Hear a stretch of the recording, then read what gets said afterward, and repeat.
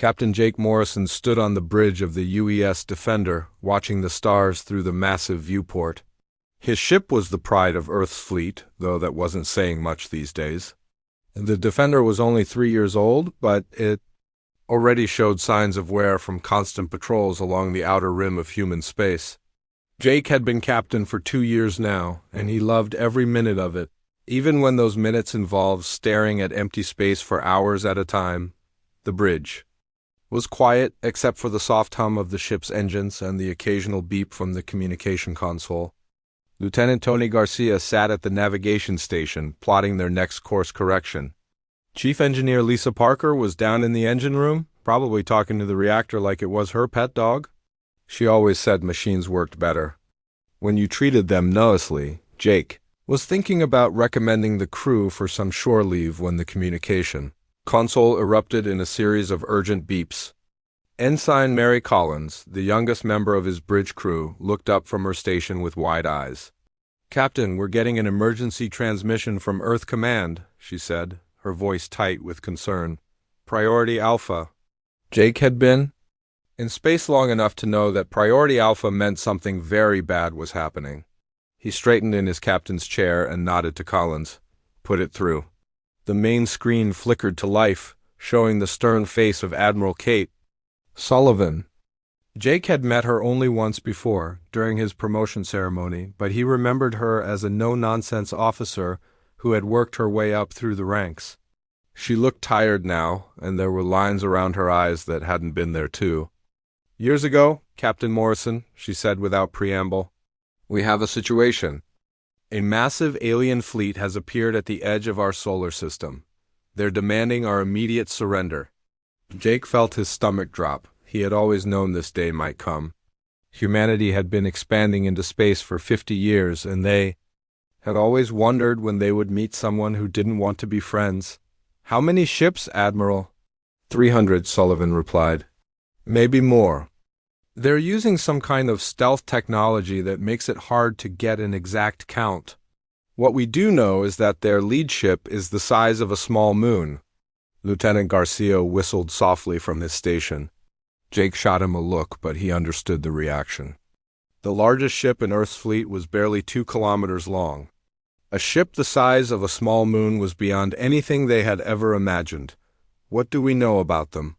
Jake asked. Admiral Sullivan's expression grew even more serious. "They call themselves the Corvani Empire. We've been intercepting their communications for the past 6 hours. They've conquered 17 star systems in the last decade. They don't negotiate, they don't take prisoners, and they don't show mercy." The bridge fell silent except for the hum of the engines. Jake could feel the weight of his crew's eyes on him, waiting for him to say something reassuring. The problem was, he didn't feel very reassured himself. "What are their demands?" he asked. "Complete and unconditional surrender of all human colonies and Earth itself. They want our governments to dissolve, our military to stand down, and our people to submit. To their rule, they've given us 72 hours to comply." Jake ran a hand through his hair. "And if we don't?" "They begin orbital bombardment of Earth and every human colony in the galaxy." The silence on the bridge stretched on for what felt like hours. Finally, Ensign Collins spoke up. "Admiral, what are our chances if we fight?" Sullivan's laugh was bitter. "Our entire fleet numbers 47 ships. They have 300, and each one of theirs is more advanced than anything we have. In a straight fight, we'd last maybe an hour." Jake had always known that humanity was still young in the galaxy. They had only been traveling between stars for 5 decades, and most of that time had been spent exploring empty systems and setting up colonies. They had never needed to build a serious military because they had never found anyone to fight. "What about the other species we've met?" Jake asked. "The Centaurians, the vegan traders. Could they help? The Centaurians are pacifists. They don't even have weapons on their ships. The vegans are traders, not warriors. Besides, the Corvani sent messages to all of them too. Anyone who helps us will be next on their list." Jake felt a cold weight settling in his chest. Humanity was alone, outgunned, and facing an enemy that had never been defeated. It was the kind of situation that should have terrified him, but instead he found himself thinking about his crew. Lisa Parker, down in the engine room, probably. Didn't even know what was happening yet. Tony Garcia, still plotting course corrections like they were going to continue their patrol. Mary Collins, barely 22 years old and facing the end of everything she had ever known. "Captain," Admiral Sullivan continued, "I'm sending you the full intelligence report on the Corvani. Study it carefully. I want every ship captain to understand what we're facing." The data package arrived at Jake's personal terminal a few seconds. Later, he opened it and began reading, his frown deepening with each paragraph. The Corvani were a warrior species that had spent the last 1,000 years conquering their way across the galaxy. They believed that strong species should rule weak ones, and they had never met a species they considered strong enough to resist them. Their leader, General Zarkthol, had personally overseen the conquest of 8 different civilizations. He was considered a military genius among his own people, and his flagship, the Subjugator, had never been defeated in battle.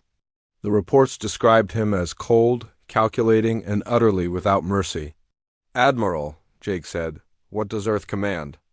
"Want us to do?" Sullivan's expression softened slightly. "Honestly, Captain, we don't know yet. The President is meeting with the Security Council right now. The military leadership is trying to figure out if we have any options besides surrender. But I'll tell you what I think." She leaned forward and Jake could see the determination in her eyes. "I think we're going to fight.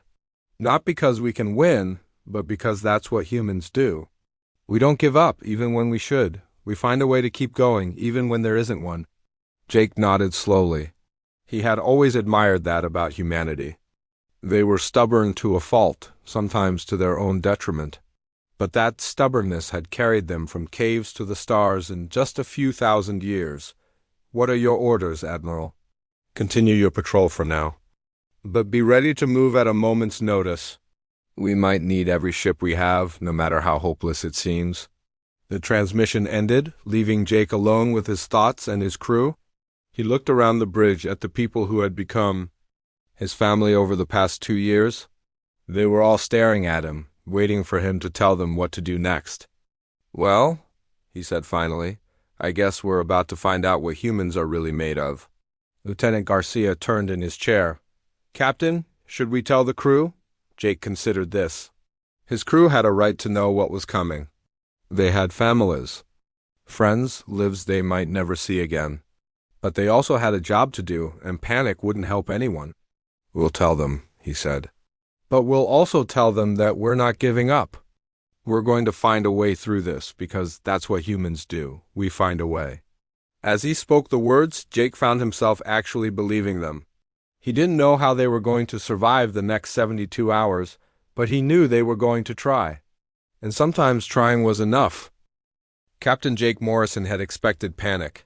He had expected fear, desperation, maybe even riots in the streets. What he did not expect was laughter. The news of the alien ultimatum had spread across Earth and all the human colonies within 6 hours. Jake watched the reports streaming in from Earth Command with growing amazement. Instead of the terror and chaos he had anticipated, something completely different was happening. It started small. A comedian on late-night television made a joke about the aliens picking the worst possible time to invade. "They want to conquer us during Mental Health Awareness Week," he said with a grin. "Talk about bad timing. We're all in therapy anyway." The audience laughed, and that laughter spread like wildfire across the internet. Within an hour, social media was flooded with memes and jokes about the invasion. Someone had created a picture of the massive alien fleet with the caption, "Sir, this is a Wendy's." Another showed the alien general with the words, "Have you tried turning your conquest off and on again?" Jake stood on the bridge of the Defender, watching these reports with his mouth hanging open. Chief Engineer Lisa Parker had come up from the engine room to see what was happening. She looked at the screen and started giggling. "Captain," she said between laughs, "look at this one." She pointed to a meme showing the alien fleet approaching Earth with the caption, "When you realize it's Monday and you forgot to do your homework." Even Lieutenant Tony Garcia was smiling now. Sir, my sister just sent me a message from Luna Colony. She says the kids there are having a contest to see who can draw the funniest alien invasion picture. Jake shook his head in disbelief. Don't they understand what's happening? We're facing extinction. Ensign Mary Collins looked up from her communication console. Captain, I'm getting reports from all over human space. Nobody seems scared. They're ALL laughing. The reports kept coming in. On Mars, a group of college students had organized an Alien Appreciation Day, complete with costumes and fake ray guns. The lunar colonies were hosting Welcome to Earth parties, as if the aliens were coming for a vacation instead of a conquest. Even the asteroid miners were getting in on the fun, painting messages on their mining ships like Earth's pest control service and alien removal specialists. Jake watched a news report from Earth showing crowds of people gathered in Times Square, not in panic, but in celebration. They were singing songs, telling jokes, and holding up signs that read, "We welcome our new alien overlords." Just kidding. This is insane, Jake muttered. Lisa Parker was still laughing. Captain, you have to admit it's pretty funny. I mean, what are the odds? We finally meet aliens, and they turn out to be the stereotypical bad guys from every sci-fi movie ever made. Jake was about to respond when his communication console chimed with an incoming message from Admiral Sullivan. He opened the channel, expecting to see the same grim expression as before. Instead, the Admiral looked like she was trying very hard not to smile. Captain Morrison, she said, her voice carefully controlled, we've received the official government response to the alien ultimatum. What did they say, Admiral? Sullivan's professional mask slipped for just a moment, and Jake saw a grin flash across her face. The President's office released a statement saying that the alien general is cordially invited to a barbecue on the White House lawn.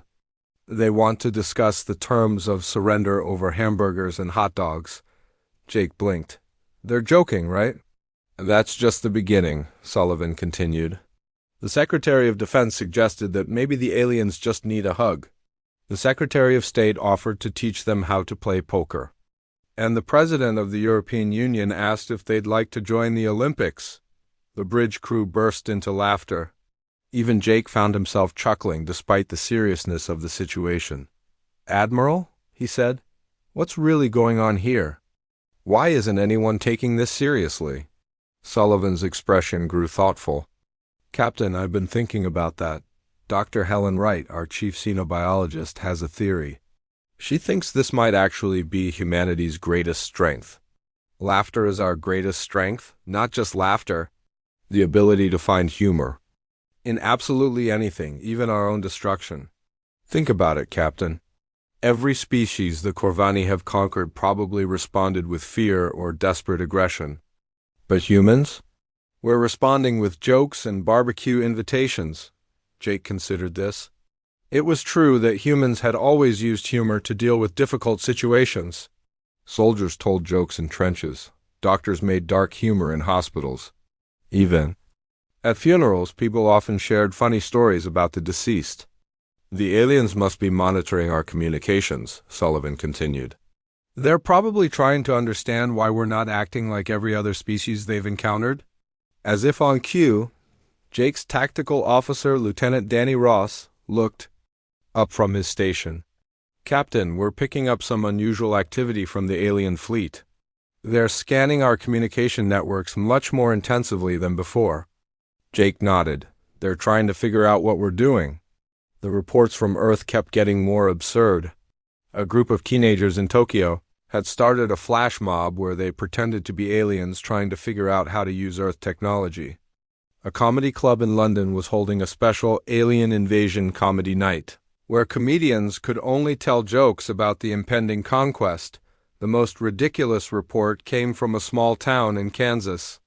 The mayor had officially declared the alien general an honorary citizen and invited him to judge the annual pie-eating contest. The town's newspaper had run a headline that read, "Local alien overlord needed for weekend events." Captain, Ensign Collins said, "I'm getting a message from Earth Command. They want all ships to prepare for a special communication broadcast." Jake raised an eyebrow. What kind of broadcast? They're sending a response to the alien ultimatum, but it's not what you'd expect. The message came through on all channels a few minutes later. Instead of surrender terms or military threats, Earth's governments had compiled a package of humanity's greatest comedy sketches. There were old movies with Charlie Chaplin, classic television shows, stand-up comedy routines, and even funny home videos. The official message that accompanied the package was simple. We thought you might need these more than we need your threats. Laughter is the best medicine, and you seem a little stressed. P.S. The barbecue invitation is still open. Jake stared at the screen in amazement. They're sending the aliens. Comedy shows? That's not all, Collins added. They're also sending cooking recipes, music, art, and something called The Complete Guide to Human Friendship, apparently. The president thinks the aliens just need to make some friends. Lisa Parker was laughing so hard she had to sit down. Captain, this is the most human thing I've ever seen. We're facing extinction and we're trying to cheer up our potential conquerors. Jake found himself grinning. There was something wonderfully absurd about the entire situation. Humanity was facing its greatest threat ever, and their response was to throw a party and invite the enemy to join them. You know what? He said, maybe this isn't such a bad idea. If laughter is what makes us human, then maybe it's exactly what we need right now. Lieutenant Garcia looked up from his station. Captain, I'm starting a betting pool on how long it takes the aliens to accept the barbecue invitation.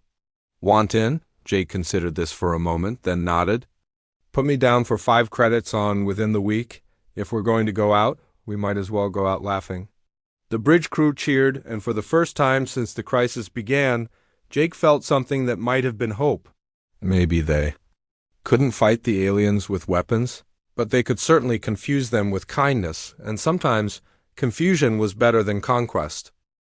General Zarkthal stood in the command center of his massive flagship, the subjugator, staring at the holographic displays with growing confusion. In his 40 years of military service, he had conquered 8 different species and overseen the submission of countless others. He understood fear, he understood desperation. He understood the way weaker species crumbled when faced with overwhelming force. He did not understand whatever this was. General, his intelligence officer, Commander Vexstar, approached with obvious hesitation. We have completed our analysis of the human communication networks. Zarkthal turned his cold, yellow eyes toward his subordinate. The Corvani general was tall even by his species' standards, with dark gray skin and the battle scars that marked him as a veteran warrior. His presence commanded respect throughout the fleet. Report, he said simply. Vexstar activated a holographic display showing streams of human communications. Sir, the humans are not responding as expected. There is no panic, no desperate military preparation, no attempts to evacuate their colonies. Then they are preparing to surrender, Zarkthal replied. It is the only logical response. No, sir, Vexstar said quietly. They are laughing. The general's expression did not change, but his voice carried a hint of danger. Explain. Vexstar gestured to the display, showing various human social media posts and news reports. They are creating what they call memes about our invasion. They are making jokes. Their governments have invited you to something called a barbecue and asked if you would like to judge a pie-eating contest. Zarkthal stared at the display for a long moment. In the hologram, he could see crowds of humans gathered in their cities, not in terror, but in what appeared to be celebration. They were holding signs with pictures of stereotypical aliens and slogans like, "Phone home and take me to your leader, but can we stop for pizza first?" This is some kind of psychological warfare, he said finally. They are trying to confuse us, perhaps, sir. But if so, it is unlike anything we have encountered before. We have monitored their military communications as well. They are not mobilizing their fleet for battle. They are not evacuating civilian populations. Some of their ships are actually broadcasting music and comedy shows directly at our fleet. As if summoned by Vexstar's words, a communication officer approached. General, we are receiving another transmission from the humans. It appears to be directed specifically at you. Zarkthul nodded curtly. Display it. The hologram changed to show a middle-aged human male in what appeared to be an office. Behind him hung a flag with symbols Zarkthul recognized as belonging to the human government. Greetings, General Zarkthul, the human said with a warm smile. I'm President Anderson. I hope this message finds you well. We understand you're new to our solar system, so we wanted to give you a proper welcome. The general's expression grew darker. This was not how conquered species were supposed to behave, the human president continued. We've prepared a cultural exchange package for you and your crew. It includes some of our favorite entertainment, recipes for traditional Earth foods, and instructions for several of our most popular games. We thought you might enjoy poker. It's a card game that involves a lot of strategy and bluffing. You seem like you'd be good at it. Zarkthul felt something he had never experienced before, complete bewilderment. The human was talking to him as if they were old friends meeting for the first time, not as a conqueror demanding surrender. We've also included a collection of what we call dad jokes, President Anderson continued. They're terrible puns that are so bad, they're actually funny. For example, why don't aliens ever land at airports? Because they're looking for space? Get it? Space? Several of Zarkthul's officers exchanged confused glances. Commander Vextar looked like he was trying very hard not to react to something. Anyway, the president concluded, the barbecue invitation is still open. We've got the best chefs in the galaxy, and I promise the hamburgers are out of this world. No pun intended? Well, actually, pun completely intended. Hope to see you soon. The transmission ended, leaving the command center in complete silence. Zarkthul had conquered species that begged for mercy, species that fought to the death, and species that tried to buy their freedom with treasure. He had never encountered a species that invited him to dinner. Sir, his tactical officer reported, we are detecting movement from the human fleet. Zarkthul straightened, expecting finally to see some sign of normal military behavior. Are they positioning for battle? No, sir. One of their ships is approaching our position. It appears to be broadcasting some kind of entertainment signal. On the display, Zarkthul could see a human vessel much smaller than his own flagship. As it approached, his communication systems began receiving a stream of data. The ship was sending them television shows, music, and something called stand-up comedy. They are trying to make us laugh, Commander Vextar said. His voice filled with disbelief. Zarkthul watched as more human ships began similar approaches to other vessels in his fleet. Each one was broadcasting different content, movies, concerts, cooking shows, and educational programs about everything from mathematics to art history. General, his communication officer called out, we are receiving individual messages addressed to specific crew members throughout the fleet. What kind of messages? Birthday wishes, sir. Holiday greetings. Some appear to be invitations to join something called pen pal programs. And sir ... Someone has sent you a personalized playlist of what they call mood music for stressed military commanders. Zarkthul felt his carefully ordered world beginning to crack. In his entire military career, he had relied on fear and superior firepower to achieve victory. The humans seemed immune to fear and appeared to think superior firepower was an invitation to make friends.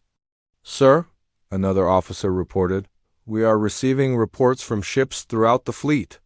Some crew members are requesting permission to respond to these messages. Requesting what?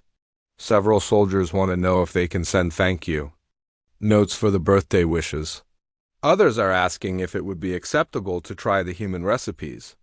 And Sir Lieutenant Caxmore on the destroyer Vengeance has asked if he can participate in something called a virtual game night. Zarkthul closed his eyes and tried to regain his composure. He had commanded fleets that conquered entire star systems. He had never had soldiers asking permission to attend game nights with the enemy. Commander Vextar approached cautiously. General, what are your orders?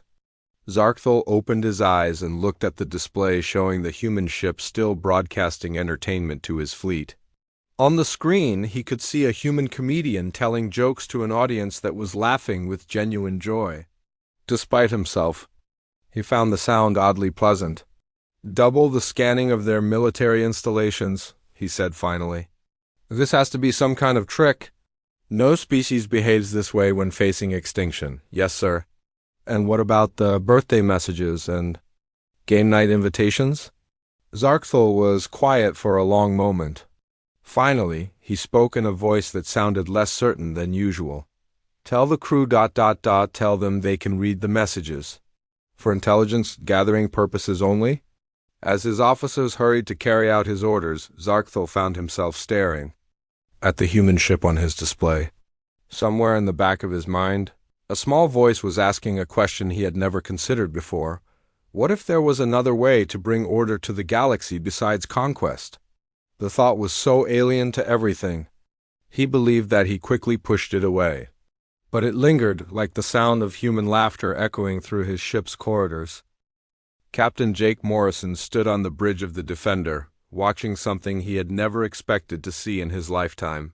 3 Corvani warships were floating dead in space, not because they had been destroyed, but because their crews had refused to continue the invasion. It had started small.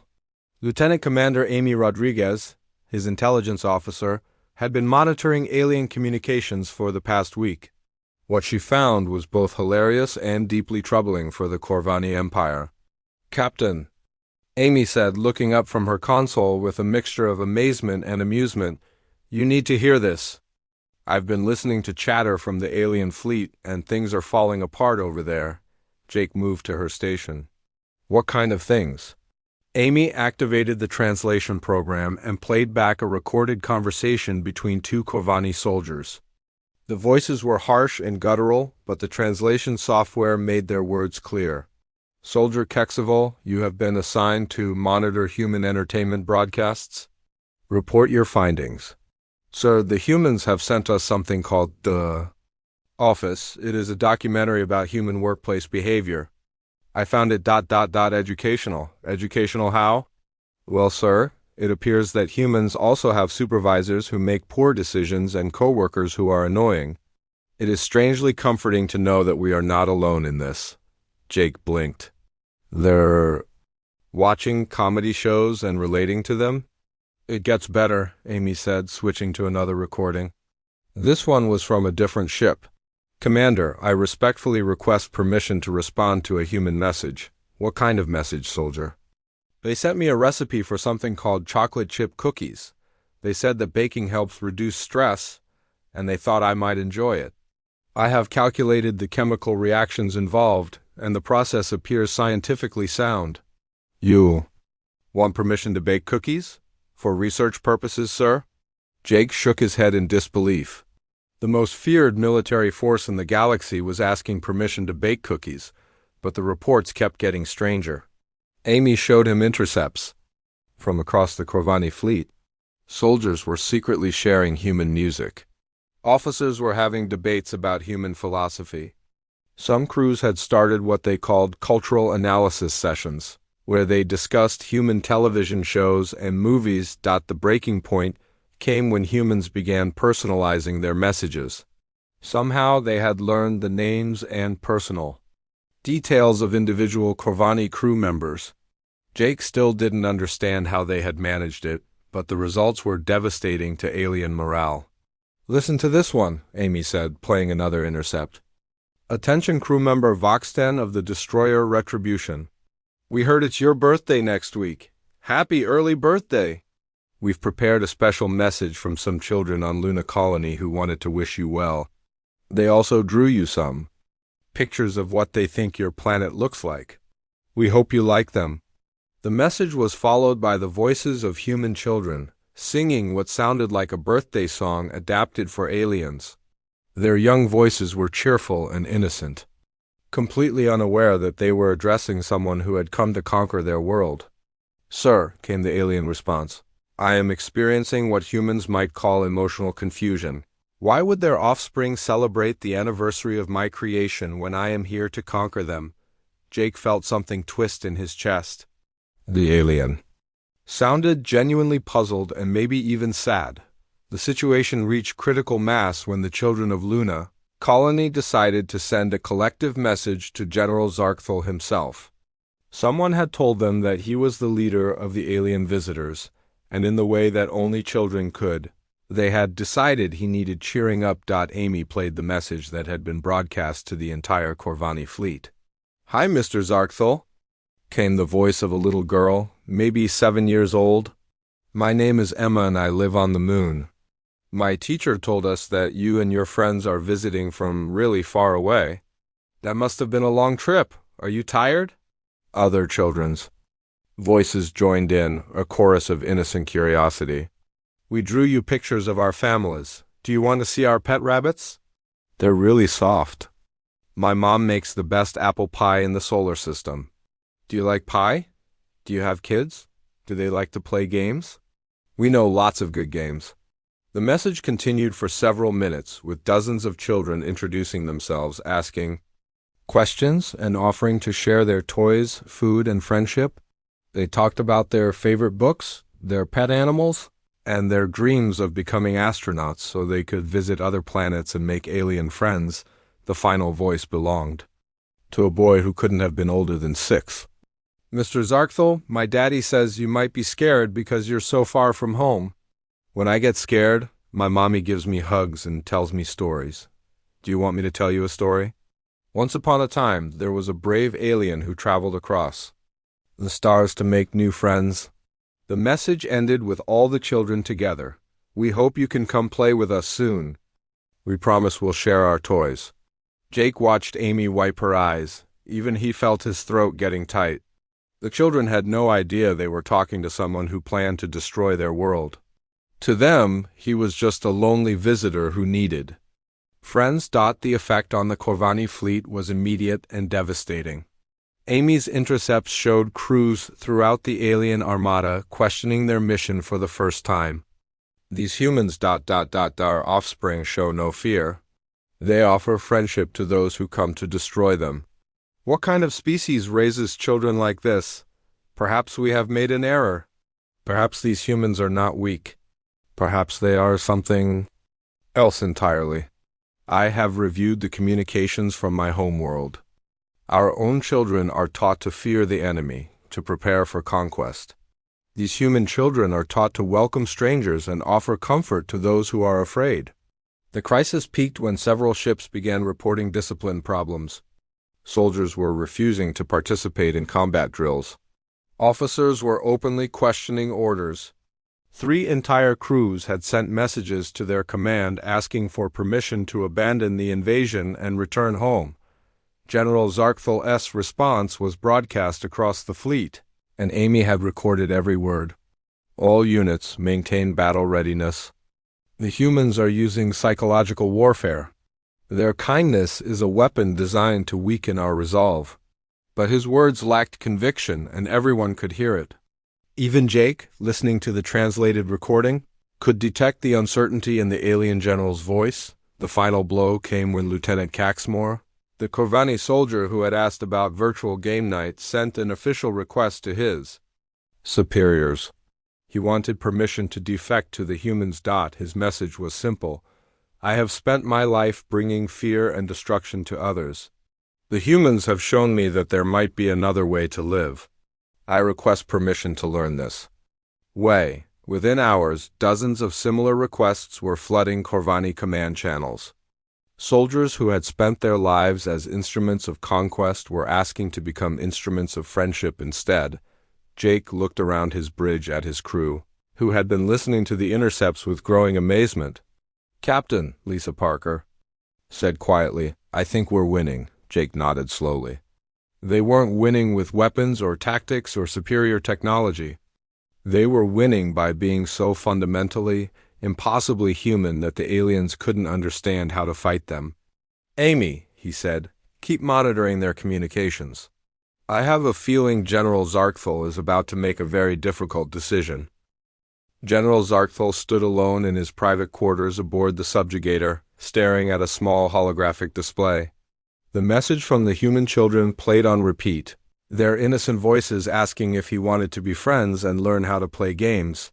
He had watched it 17 times in the past hour, For the first time in his 40 years of military service, Zarkthul felt something he had no word for in his own language. Humans called it guilt. A soft chime indicated someone was requesting entry to his quarters. "Enter," he said, not taking his eyes off the display. Commander Vextar stepped inside, his expression carefully neutral. "General, we have a problem." "Another ship requesting to abandon the mission?" "7 more ships, sir." "That brings the total to 43 vessels, with crews refusing to continue the invasion. Some have powered down their weapons entirely." Zarkthul finally turned away from the hologram. His second-in-command looked tired, older than his years. The stress of the past week had worn on all of them. "What about the rest of the fleet?" "They follow orders, but morale is at the lowest point in recorded Corvani military history." "The soldiers are confused, sir. They don't understand why we're attacking a species that keeps trying to befriend us." Zarkthul walked to the viewport that showed the vast expanse of space around Earth. Somewhere out there, billions of humans were going about their daily lives, apparently unconcerned that a massive alien armada wanted to destroy them. Instead, they were making jokes, sending friendship messages, and inviting him to barbecues. "Commander," he said quietly, "in all our conquests have we ever encountered a species like this?" Vextar was quiet for a moment. "No, sir, every other species responded with fear or aggression. The humans respond with ... ness. And what does that tell us?" "I don't know, sir." Zarkthul turned back to his subordinate. "It tells us that maybe we've been wrong about everything." Before Vextar could respond, the communication system activated. "General, we're receiving a priority transmission from the human fleet. It's addressed specifically to you." Zarkthul sighed. "Put it through." The holographic display showed a human male in military uniform. He was older, with gray hair and calm eyes. Behind him stood several other humans, including some that Zarkthul recognized from previous messages. "General Zarkthul," the human said, "I'm Admiral Kate Sullivan, commander of Earth's Defense Forces. I'm requesting a meeting." Zarkthul frowned. "To discuss terms of surrender?" Admiral Sullivan shook her head. "No, General, to discuss something much more important. To discuss whether there might be a better way for our species to interact than conquest and submission." "There is no better way," Zarkthul replied automatically. "The strong rule the weak? This is the natural order?" "Is it?" Sullivan asked. "General, you've had the power to destroy us for over a week now. If strength is all that matters, why haven't you used it?" Zarkthul found himself without an answer. The truth was, every time he had prepared to give the order to attack, he thought of the children's voices asking if he wanted to play games. "I propose a meeting," Sullivan continued. "You, me, and a small group of representatives from both sides. Neutral ground. Just to talk about what? About whether conquest is really the only way to bring order to the galaxy. About whether friendship might be stronger than fear." Zarkthul looked at Commander Vextar, who was watching the exchange with obvious interest. His second-in-command gave a small nod. "Very well," Zarkthul said, "but this changes nothing. We will meet, but the Corvani Empire's position remains unchanged." Even as he said the words, he knew they weren't true. 3 hours later, Zarkthul found himself aboard a neutral station in the space between Earth and his fleet. He had brought only Commander Vextar and 2 guards. The humans had brought Admiral Sullivan, Captain Jake Morrison from the ship Defender, and a woman they introduced as Dr. Helen Wright. The meeting room was simple, with a round table and comfortable chairs. The humans had provided refreshments, including something they called coffee and an assortment of cookies. Despite himself, Zarkthul found the smell pleasant. "Thank you for coming," Admiral Sullivan said as they took their seats. "I know this isn't easy for you." Zarkthul studied the humans across from him. They looked relaxed, friendly even. Captain Morrison was actually smiling. "Explain to me," Zarkthul said, "why your species is not afraid to die." Dr. Wright leaned forward. "We are afraid to die, General? But we're more afraid of living without hope, without friendship, without the chance to make tomorrow better than today." Your children sent me messages, Zarkthal said, his voice softer than usual. They offered to share their toys with someone who came to destroy their world. Why? Captain Morrison answered. Because that's what children do. They see a stranger and think potential friend, not potential enemy. Maybe that's why our species has survived as long as it has. But you are weak, Zarkthal protested. Your military is small, your technology is primitive. Are we?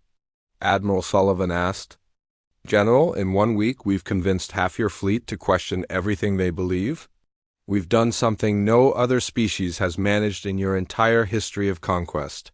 We've made your soldiers want to abandon their mission not through force, but through friendship. Is that really weakness? Zarkthal was quiet for a long time. Finally he spoke. What are you proposing? Dr. Wright smiled. Cultural exchange. Scientific cooperation. Trade agreements. Friendship between our species instead of conquest. The Corvani Empire has ruled through strength for 1,000 years. And how has that worked out? Captain Morrison asked gently. Are your people happy? Do they look forward to each new day? Or do they live in constant preparation for the next war? The question hit Zarkthal like a physical blow. The truth was, Corvani society was built around military service and conquest. Their children were raised to be warriors. Their arts celebrated victory in battle. Their greatest achievements were measured in worlds conquered, but they had no comedy shows, no children's games, no messages of friendship sent to strangers. What would happen to my fleet? He asked. To my soldiers. They could go home, Admiral Sullivan said. Or they could stay and learn about human culture. Some of them have already asked.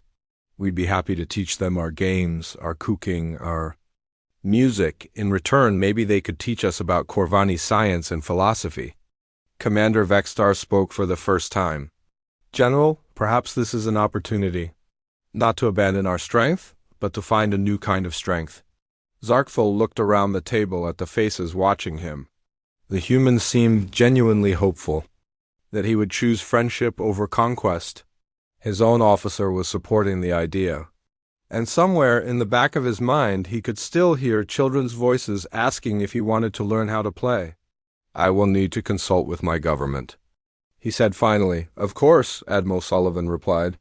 But General, you should know that our offer stands regardless of what your government decides. If any of your people want to stay and learn about friendship, they're welcome here. As they prepared to leave the meeting, Captain Morrison handed Zarkthal a small package. What is this? Cookies, Morrison said with a grin. The children on Luna Colony made them specifically for you. They included a recipe and a note saying they hope you'll bake some for your crew. Zarkthal held the package carefully, as if it contained something precious. In a way it did. It contained the possibility of a future he had never imagined. 6 months later, the former invasion fleet had become the first joint human Corvani exploration mission. General Zarkthal, now calling himself Ambassador Zark, had developed an unexpected talent for stand-up comedy. His favorite joke was about the time he tried to conquer a planet and accidentally made friends instead. The children of Luna Colony had taught him how to bake cookies. He was terrible at it, but he kept trying, because that's what friends do.